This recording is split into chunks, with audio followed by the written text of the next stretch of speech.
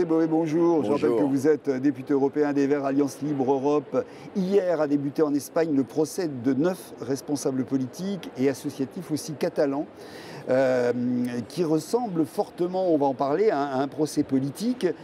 Rappelons peut-être déjà qui sont ceux qui se trouvent aujourd'hui devant le tribunal espagnol suprême.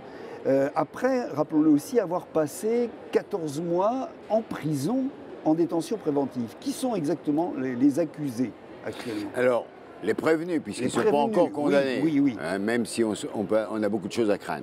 Les deux premiers qui ont été arrêtés, ce sont les Jordi, qui sont deux responsables associatifs, qui ont été accusés d'avoir fomenté la rébellion. Associatifs, ils ne sont pas élus.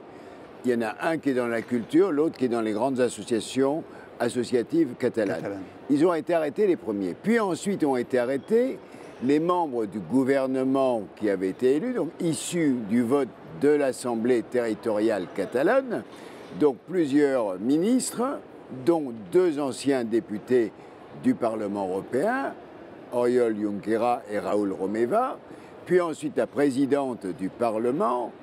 Et donc on se retrouve dans une situation aujourd'hui où on a des associatifs et des élus du peuple, qui sont aujourd'hui incarcérés suite à, effectivement, une attaque très forte du gouvernement espagnol de droite, au départ, qui a enclenché un processus contre le référendum qui a été proposé. Alors, je crois que là, par rapport à ça, il faut aussi faire un petit retour historique.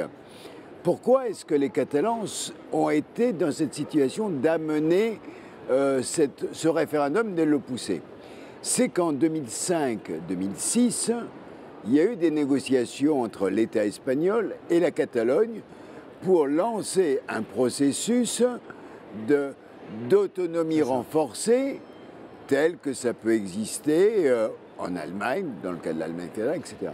Ce processus avancé, ils étaient en train d'arriver à un accord, juste à ce que la Cour constitutionnelle casse l'accord et dise il n'en est pas question. À partir de là, eh bien, on se retrouve dans une situation invraisemblable, c'est-à-dire que l'État espagnol n'a pas pu continuer ce processus, changement de majorité politique, mais c'est surtout cette question du tribunal, de la Cour constitutionnelle espagnole qui défend une vision très archaïque de la Constitution. Constitution, rappelons-le quand même, qui a 40 ans, qui a été mise en place à la mort de Franco et qui a été co-négociée, on va dire, entre ceux qui ont incarné la transition et les franquistes, qui étaient toujours là, et les militaires. Donc on est toujours dans un carcan très singulier au niveau de la Constitution espagnole, avec un pouvoir très fort, centralisé, une justice et un conseil constitutionnel aux ordres, et qui même peut en surajouter. Donc on est dans cette situation. Mais qu'est-ce qu'on va pouvoir leur reprocher très précisément, très concrètement? C'est bien ça le problème, et c'est pour ça le scandale de cette situation. C'est que ce procès aujourd'hui, on les accuse donc de subordination, de rébellion et d'avoir aussi piqué dans les caisses pour organiser le référendum. Donc détournement de fonds. Voilà les 3 chefs d'inculpation. En démocratie, il n'y en a aucun des 3 qui tient. Aujourd'hui, on a des personnes qui sont incarcérées depuis 1 an, qui passent en procès, qui est un procès politique, pour avoir organisé des élections. C'est quand même assez incroyable en Europe. Ça, c'est le premier scandale. Deuxième scandale, c'est que dans la procédure espagnole, il y a à la fois l'État qui poursuit, on a bien compris, au niveau de la Cour constitutionnelle, mais aussi, soi-disant, le peuple. C'est-à-dire qu'on peut avoir des citoyens ou des partis politiques qui, de l'extérieur, poursuivent aussi, et c'est ce qui se passe dans ce procès, puisque c'est le parti d'extrême droite néo-franquiste Vox qui représente les citoyens et qui a demandé 50 ans de prison contre les Catalans. Il risque gros, oui, c'est ça.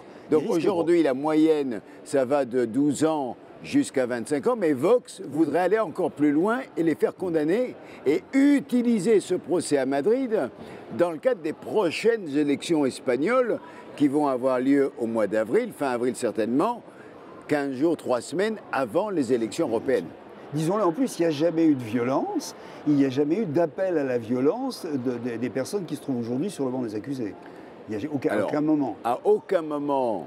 La seule chose qu'on peut leur reprocher, c'est d'avoir été pacifiquement dans les salles de vote et d'avoir été confrontés à des forces de police qui ont essayé de les empêcher de voter. D'abord, l'État espagnol a essayé d'empêcher les urnes d'arriver, puis ensuite d'empêcher les bulletins de vote d'arriver, et ensuite d'empêcher les gens de voter. Ils n'y sont pas arrivés et il n'y a pas eu d'affrontement dans les rues des villes et des villages catalans. Les gens ont été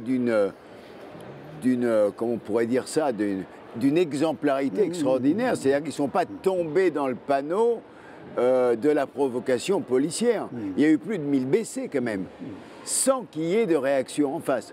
Donc aujourd'hui, moi, ce qui me scandalise, c'est ce qui se passe là en Espagne, la façon dont tout cela est instrumentalisé, et puis des personnes qui sont des élus, des gens pour qui on a voté en Catalogne, qui sont aujourd'hui menacés de peines de prison très lourdes. Et ce qui me gêne encore plus, c'est le silence attourdissant de l'Europe. C'est ça, parce que ça, on l'a déjà dit au moment des faits, l'Europe s'en lave les mains, c'est une affaire intérieure de l'Espagne, etc. Qu'est-ce que vous en pensez aujourd'hui, sachant qu'on voit que dans des cas qu'on peut comparer, prenons par exemple l'exemple des négociations du Brexit avec la question de l'Irlande, on voit bien qu'aujourd'hui, de l'Irlande du Nord, on voit bien qu'aujourd'hui c'est une vraie question, non pas nationale, qui concerne uniquement le Royaume-Uni, mais qui concerne l'Europe, l'Union européenne tout entière, et que l'Union européenne, dans le cadre des négociations du Brexit, prend cette affaire-là à bras-le-corps tout de même, malgré tout. Et là, cette affaire-là, donc ce procès-là, en quoi ça concerne l'Europe et qu'est-ce qu'on continue à dire finalement par rapport à ça? Mais je dirais qu'il y a plusieurs niveaux. D'abord, c'est vrai que l'exemple irlandais est très intéressant. On a eu ce conflit très dur au niveau irlandais, du mouvement pour l'indépendance d'Irlande, le rattachement à l'Irlande du Sud, avec des morts, avec des attentats, de la répression dans tous les sens. Et au final, il y a un accord politique, l'accord du Vendredi Saint. Et cet accord aujourd'hui est central pour la paix sur le territoire irlandais, y compris pour l'ensemble de la Grande-Bretagne. À tel point que quand la Grande-Bretagne décide de sortir de l'Union européenne et que ça se tend ces derniers jours parce que est-ce qu'on va avoir un Brexit du Europa, en vertu de l'accord, il n'est pas question qu'il puisse y avoir une frontière dure entre l'Irlande du Sud et l'Irlande du Nord. C'est presque un point de base de la négociation. C'est un point de base. C'est-à-dire qu'aujourd'hui, il ne peut pas y avoir de frontière terrestre entre les deux Irlandes. À tel point, ça c'est incroyable. Deuxième élément européen qui est quand même intéressant, on a plusieurs élus catalans, dont l'ancien président Puigdemont, qui est parti, a quitté le territoire catalan, qui s'est réfugié en Belgique, qui a été ensuite pris au cours d'un voyage en Allemagne, et que ce soit les tribunaux belges ou les tribunaux allemands, tous les deux ont dit qu'il n'est pas question de pouvoir extrader quelqu'un qui, en fait, n'a commis aucun crime, et en tout cas ni rébellion, ni violence, ni appel au meurtre, ni à quoi que ce soit. Donc, ça veut dire qu'au niveau du droit européen, des droits démocratiques européens, je dirais que dans le moment, je fais plus confiance à la Belgique et à l'Allemagne qu'effectivement aux tribunaux espagnols. Et en vertu de ça, moi je ne comprends pas que ni la Commission, ni le Parlement, ni le Conseil disent à l'Espagne, écoutez, attention, vous êtes en train de dépasser les bornes. Parce qu'on a raison d'attaquer le gouvernement de Viktor Orban quand il empiète sur ses droits et qu'il essaye de mettre tout le monde au pas. On a raison de dire au gouvernement polonais, attention, il y a des droits européens, vous n'avez pas le droit de les violer. On a raison de dire aux Roumains, attention, il y a eu tellement de malversations et tout ça, le pouvoir, c'est pas comme ça que ça se gère, etc., etc. Mais dans ce cas-là, il faut le faire avec l'Espagne également. Et on le fait exactement avec Espagne. On a attaqué Malte à juste raison sur le droit des journalistes après le décès par attentat d'une journaliste et on a posé le problème de la démocratie à Malte. Et là, l'Europe s'en est mêlée. Et là, parce que c'est l'Espagne, on ne bouge pas. C'est complètement inacceptable. Alors on est dans une constitution archaïque, on a des pouvoirs, je dirais, néo-franquistes qui sont toujours là, tapis dans l'ombre, dans l'armée, dans la justice, des pouvoirs politiques de droite et d'extrême droite qui se renforcent de plus en plus mutuellement. Et aujourd'hui, eh bien, ils utilisent cette répression pour se renforcer. Je dirais que c'est très nauséabond ce qui est en train de se passer. Mais c'est ça, parce que la situation générale, et notamment sociale et politique de l'Espagne, est aussi une situation tendue à l'heure actuelle. Tout ça se passe dans une conjoncture qui n'est pas une conjoncture très saine, finalement. Je dirais que là, on est en train de vivre un moment très difficile. D'abord, je dirais, à l'intérieur de la péninsule ibérique, parce qu'on voit les tensions qui sont en train de naître, des forces contradictoires. Alors, on est à la fois sur les questions sociales, mais les questions et du Pays Basque, où on a vu comment on pouvait essayer de sortir de la logique. C'est la société civile qui a organisé le désarmement de l'ETA. On a fait ça l'an passé, au mois d'avril, il y a un an. Le processus avance de ce côté-là, mais du côté espagnol, niet, on ne sort pas. Comme si aujourd'hui, remettre en cause la Constitution issue d'il y a 40 ans était quelque chose d'impossible. C'était intouchable. Qu'est-ce que peut faire, je veux dire, concrètement et raisonnablement l'Europe dans la situation actuelle? Elle peut prendre une initiative, mais déjà, elle n'en avait pas pris au moment des faits, quoi. Ben, moi, je pense que la première chose, c'est que le Parlement européen, qui représente les citoyens, c'est lui qui devrait avoir le courage de dire « Écoutez, les droits fondamentaux ne sont pas respectés. L'Europe est en train de bafouer ses valeurs.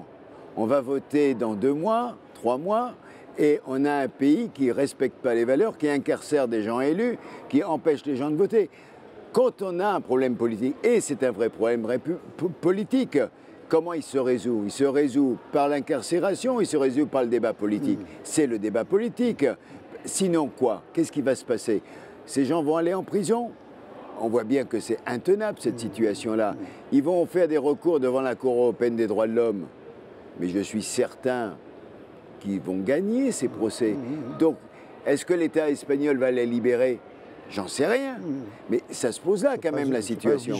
Donc moi, je dirais aujourd'hui qu'on a une responsabilité collective en tant que formation politique démocratique, en tant qu'institution européenne, qui doivent défendre des valeurs pour obliger l'État espagnol à accepter le débat politique, mais aussi pour pousser et appuyer la solidarité. Je trouve qu'on n'est pas assez nombreux dans ce Parlement aujourd'hui. Heureusement, vous poser, oui. Heureusement, il y a quelques dizaines de députés, mais c'est vrai qu'on n'est pas aujourd'hui, et à aucun moment un débat n'a lieu de manière démocratique. Moi, j'ai été accusé par certains députés, notamment de droite dans ce Parlement, mais pas que, parce que j'ai interpellé le Premier ministre Sanchez il y a quelques semaines, à la dernière session, il y a un mois, sur la situation en Catalogne, et en disant que vous ne respectez pas la démocratie. Et les journaux espagnols me sont tombés dessus parce que j'avais osé faire la comparaison avec Orban ou d'autres pays. C'est la question que j'allais vous poser aussi. Est-ce que, parce que vous la connaissez bien, quel est l'état de l'opinion actuellement espagnole par rapport à ce début de procès, sachant que la Catalogne, on en a beaucoup parlé au moment des faits, c'est vrai qu'il y a eu, enfin en tous les cas ici, en Europe et en France particulièrement, on a perdu un peu de vue la question de la Catalogne. Est-ce que ça suscite un vrai débat, cette question-là, aujourd'hui en Espagne, selon vous? Mais je dirais que les positions sont très clivées en Espagne. Oui, bien sûr. Parce qu'aujourd'hui, on voit bien que tout le débat politique national, c'est qui c'est qui va tirer les marrons du feu.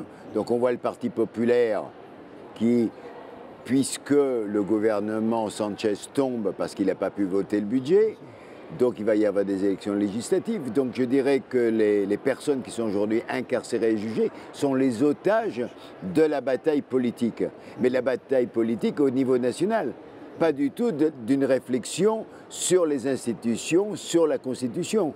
Or aujourd'hui, je dirais que c'est intenable. L'Espagne ne peut pas rester dans cette situation-là, parce que de toute façon, ça va craquer d'une manière ou d'une autre. Et donc là, je dirais que tous les partis, et surtout, je dirais presque les partis de gauche, dans toute leur diversité, doivent assumer cette question et pas se cacher derrière leurs petits doigts.